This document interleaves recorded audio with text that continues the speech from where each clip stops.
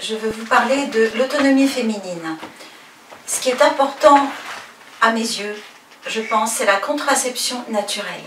Ça, c'est la base véritable de toute autonomie pour les femmes. Moi, la femme pétale, voici ce que je ressens. Je veux mieux respecter mon corps, être plus à mon écoute, en savoir plus sur ma morphologie interne. Je veux découvrir mes rythmes et mes besoins féminins. Ce que je ressens est de la plus grande importance et est entendu. Je suis libre du choix de mes moyens de contraception, libre d'essayer, libre de découvrir, libre de faire un pas vers ma nouvelle autonomie. La femme est réellement belle lorsqu'elle se sent libre dans ses choix de vie. Je voudrais vous faire aujourd'hui un petit listing de tout ce qui existe, à ma connaissance bien entendu, au sujet de la contraception naturelle actuelle. Dans un autre chapitre, nous verrons toutes les anciennes façons pour les femmes de ne pas concevoir, tout ce qu'elles avaient pu inventer. Pour aujourd'hui, donc je voulais vous présenter quelques méthodes que vous connaissez certainement et qui pourront aider certaines à cheminer vers la contraception la meilleure de leur choix, celle qui leur convient. Car bien évidemment, nous avons toutes nos envies, nos besoins, nos façons de comprendre la vie, nos habitudes, celles qui sont issues de nos mères, les conseils que l'on a suivis, etc., etc. Voici donc, sous forme informative, un simple listing des méthodes que je connais actuellement. Vous pourrez bien sûr trouver dans les sites sur toute la contraception naturelle beaucoup d'autres informations. Je vous donnerai les liens sur un article qui va être écrit et diffusé dans mon site féminine.info. Voici le tout premier dont je tiens à vous parler, qui est donc la cape cervicale. La cape cervicale s'utilise comme un chapeau que l'on va mettre sur la tête de l'utérus de façon à empêcher l'arrivée des spermatozoïdes au niveau de l'entrée donc de l'utérus. Elle se glisse avec votre doigt dans votre vagin à l'envers et vous remontez jusqu'à l'entrée de l'utérus, tout simplement. Vous apprendrez le mode d'emploi de la cape cervicale auprès donc de votre sage-femme ou du centre de planning familial, du médecin, du gynécologue, et vous le poserez vous-même. C'est un mécanisme qu'il faudra laisser en place plusieurs heures après les rapports. Ça peut aller de 8 heures à 24 heures. Bien entendu, vous pourrez vous laver après, d'ailleurs il le faut, et retirer donc le système, le désinfecter et le repositionner quelques heures avant le futur rapport. Il en est de même avec le deuxième système naturel, qui sont donc des systèmes naturels de contraception et mécaniques. Je veux dire par mécanique, c'est-à-dire qu'il n'emploie aucune hormone synthétique. Donc il ne présente pas de côté médicamenteux. Il s'agit du diaphragme.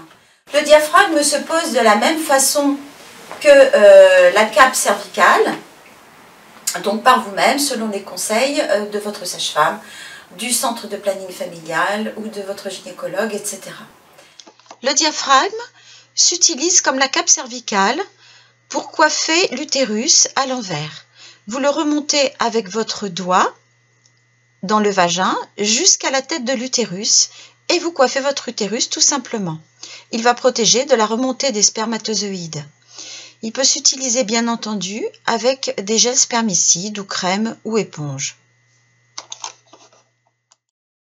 Donc tout ceci doit être assez précis et les mesures seront prises par les personnes qui vont donc vous conseiller ces produits.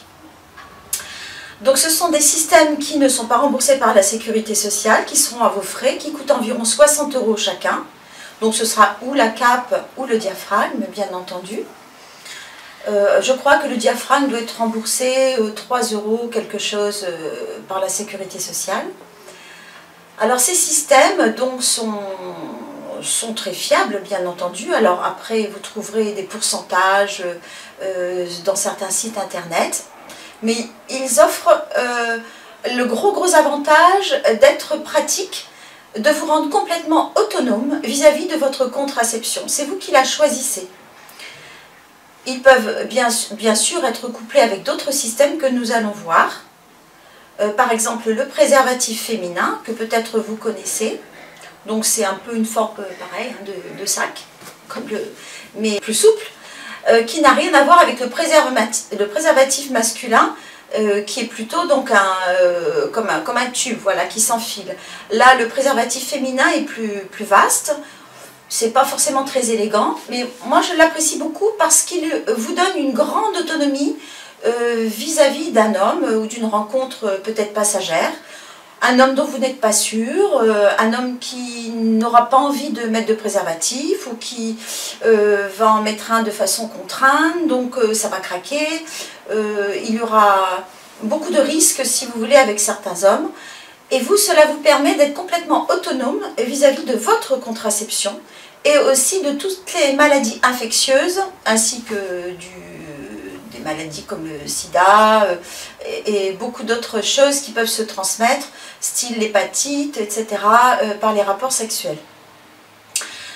Bien entendu, ce que prône mon site, c'est l'autonomie sous toutes les formes, l'autonomie naturelle de préférence. Et donc je pense que ce préservatif féminin peut être très pratique en toutes circonstances. Ce qui peut gêner un peu, c'est son coût, parce qu'évidemment il est un petit peu plus cher que les préservatifs masculins qui sont fabriqués en beaucoup plus grande quantité. Mais néanmoins, très intéressant comme système. Je vous conseille de l'essayer. Vous pourrez l'avoir gratuitement dans les centres de planning familial, dont nous avons parlé plus haut. Dans certains cas, c'est intéressant.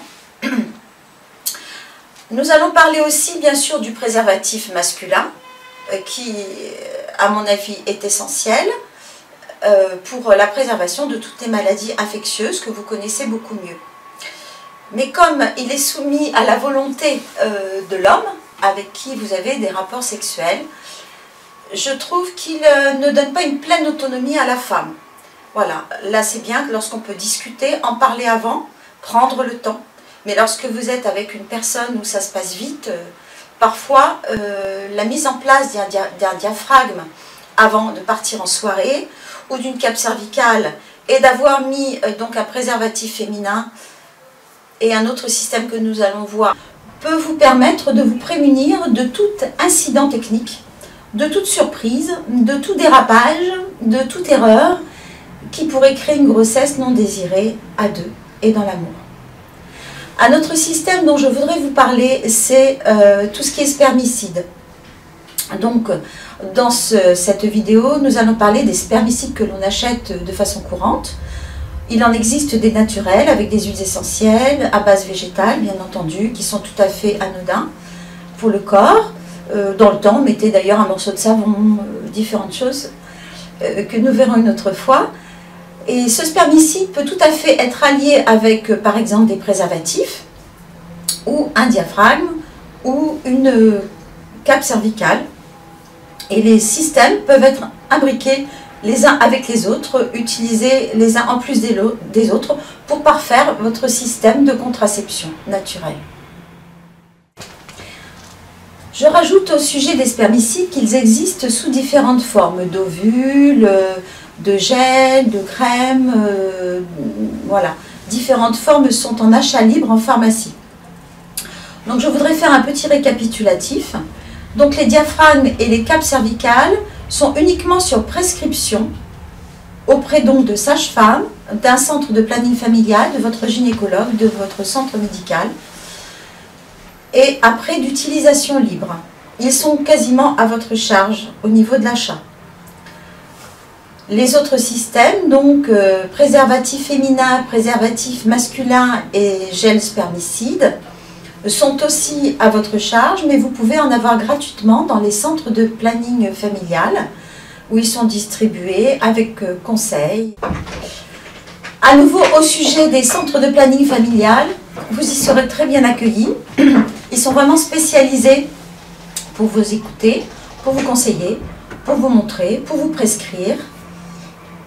pour vous expliquer vraiment tous les systèmes existants, hormonaux ou naturels, mécaniques. Ils sont là vraiment pour vous, allez-y.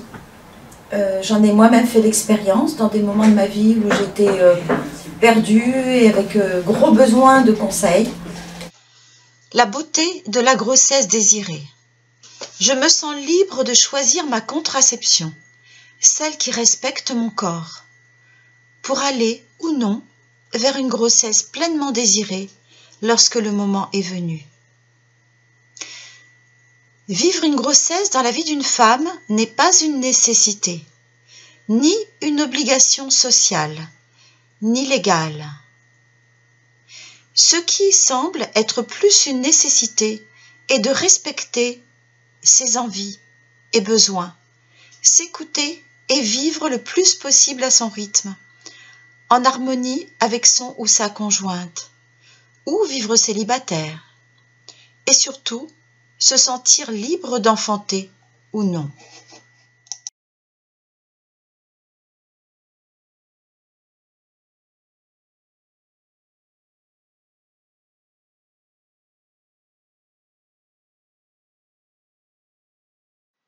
En couple, avec une femme ou un homme, il est essentiel d'en parler et d'écouter les besoins et envies de l'autre, et peut-être d'évoluer ensemble dans l'harmonie, vers un choix librement consenti à deux. Ensuite, comme c'est la femme qui portera l'enfant, il est primordial de parler contraception avant, s'il y a une période voulue d'attente, après et entre les grossesses futures. La contraception est toujours primordiale et il est important de s'en occuper. La décision viendra toujours à la femme, non au médecin ou au mari, ni à la famille, car c'est dans son corps que tout se passe. Elle doit se sentir libre de ses choix de contraception pour se respecter et ne pas se sentir obligée de subir un système contraceptif présentant des dangers pour elle, pour son futur enfant ou pourrait mettre en péril son corps et ses organes si délicats. Certains systèmes peuvent présenter des risques pour les femmes, par exemple grossesse extra-utérine avec des séquelles irrémédiables. D'autres influent sur la totalité du corps et peuvent prédisposer à des complications graves. Voilà pourquoi il est si important de regarder sérieusement toutes les implications, d'en parler, de prendre le temps, de ne pas se précipiter vers n'importe quel système, de se respecter et se faire respecter dans l'autonomie du choix contraceptif.